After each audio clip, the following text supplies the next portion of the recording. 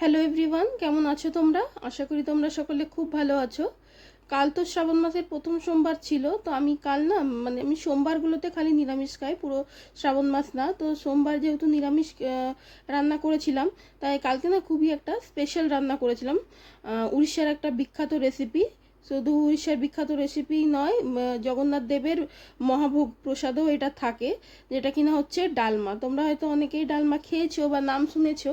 তো আজকে সেই ডালমার রেসিপিটাই তোমাদের সঙ্গে কিন্তু আমি শেয়ার করব। তো চলো দেখে নিই কেমনি করে আমরা ডালমা বানাচ্ছি। তো আমি এখানে দেখলে আধা কাপ মুগ ডাল, আধা কাপ অরহর ডাল নিয়েছি সমান পরিমাণে। তোমরা যে কোনো একটা ডালও চাইলে নিতে পারো, কিন্তু আমার মনে হয় দুটো মিশিয়ে করলে ডালের টেস্ট ভালো হয়, ডালমার টেস্টটা ভালো হয়। আর কিন্তু এই দুটো ডালই নিতে হবে, অন্য কোনো ডাল কিন্তু নিলে চলবে না, যেমনি বিরি বা ছোলা বা মটর এইসব ডাল কিন্তু নিলে চলবে না। হয় মুগ বা অরহর বা দুটো মিশিয়ে নিতে হবে। আচ্ছা, প্রথমে যেমনি আমরা ডালটাকে ভেজে ইউজ করি, মুগ ডালটাকে, আমি কিন্তু সেরকমই মুগ ডালটা প্রথমে ভাজলাম। তারপরে না আবার জাস্ট 2 মিনিট আগে অরহর ডালটাকেও দিয়ে দিয়েছি, দিয়ে অরহর ডালটাকেও একটু 2 মিনিট ভেজে নেব। পুরো কিন্তু ভাজার প্রসেসটা আমি গ্যাসটা সিম আঁচে করেছি, বাড়িয়ে করলে কি হয় না, পুড়ে যায় ডালটা। আর না অনেকের কিন্তু ডাল খেলে সমস্যা হয়, আমারও ইনফেক্ট হয়, যে গলা জলে অম্বল হয়, বিশেষ করে অরহর ডালটা খেলে।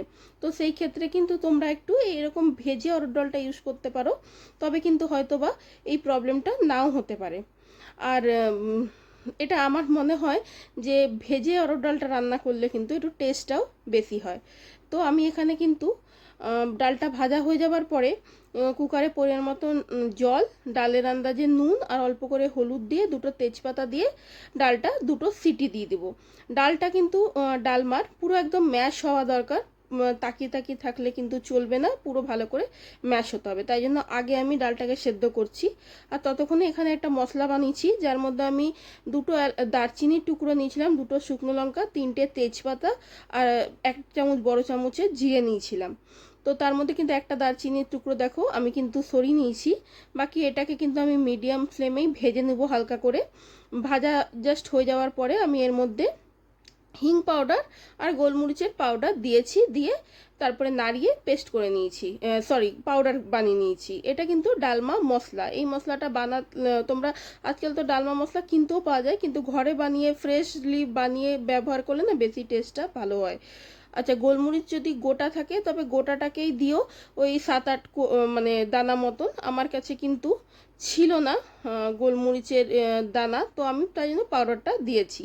আর এখানে আমি কিছু সবজিও কেটে রেখেছিলাম, ডালটা সেদ্ধ হওয়ার পরে আমি সেই সবজিগুলো কিন্তু ডালের মধ্যে মিশিয়ে দিয়েছি।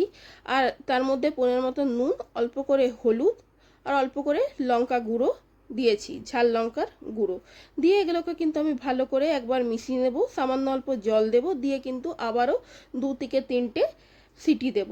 সবজি পুরো না গললেও চলবে, কিন্তু ডালকে কিন্তু পুরো ভালো করে ম্যাশ হতে হবে।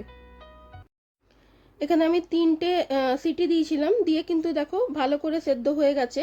আমি একটু হাতার সাহায্যে এগুলোকে একটুখানি ম্যাশ করে দিচ্ছি, সবজিগুলো যতগুলো ম্যাশ হচ্ছে।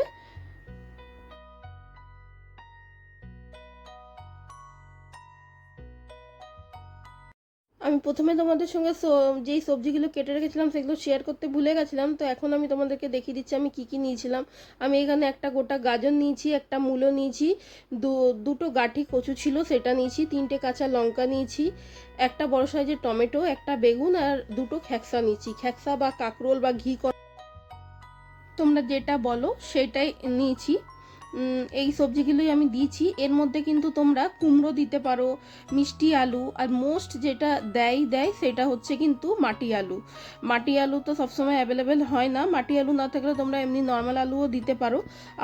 আমি কিন্তু নর্মাল আলুও দিইনি, আলুটা স্কিপই করেছি।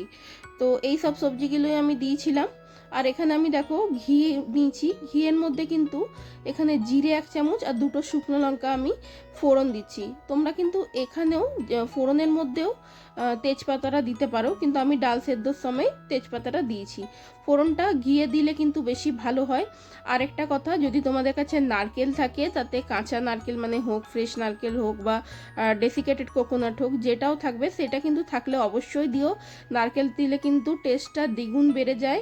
আমার কাছে একদমই ছিল না, আর আমার মনেও ছিল না যে নেই বলে ডেসিকেটেড কোকোনাট, তাই জন্য আমি নারকেলটা দিতে পারিনি। তো যাই হোক, এখানে আমি ফোড়নটা দিয়ে দিয়েছি ডালের সেদ্ধ ডালটার মধ্যে। দিয়ে যেই মশলাটা আমি তোমাদের সঙ্গে শেয়ার করেছিলাম ডালমা মশলাটা কিন্তু আমি এখানে 2 চামচ ভরে দিয়ে দিয়েছি। দিয়ে এটা ভালো করে একবার মিশিয়ে নেব। মিশিয়ে নিয়ে কিন্তু আমি এখান থেকে 2 থেকে 3 মিনিট গ্যাস বাড়িয়ে ভালো করে ডালটাকে ফুটিয়ে নেব। ভালো করে দেখো ডালটা ফুটে গেছে। এখানেই কিন্তু আমাদের তৈরি হয়ে গেল ডালমা, যেটা খেতে খুবই ভালো লাগে, সুস্বাদু। তোমরা হয়তো অনেকেই বলবে এটা অথেন্টিক ডালমার রেসিপি না। হ্যাঁ, অবশ্যই এটা হয়তো বা অথেন্টিক রেসিপি নয়। আমার কিন্তু ডালমা শেখা আমার শাশুড়ি মায়ের থেকে। তারপরে আমি নিজে নিজে করে কিছু অ্যাড করেছি, কিছু মানে বাদ দিয়েছি।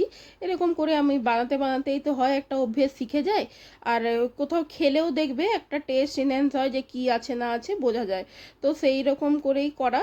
খেতে কিন্তু ভীষণ ভালো হয়। তোমরা কিন্তু অবশ্যই অবশ্যই ট্রাই করো। আর ট্রাই করলে আমাকে তোমাদেরকে ভুলো না, লাইক করো, শেয়ার করো। আর চ্যানেলটা যদি সাবস্ক্রাইব না করে থাকো, চ্যানেলটা অবশ্যই সাবস্ক্রাইব করো। উড়িষ্যার একটা বিখ্যাত খাবার, জগন্নাথ দেবের একটা মহাভোগ।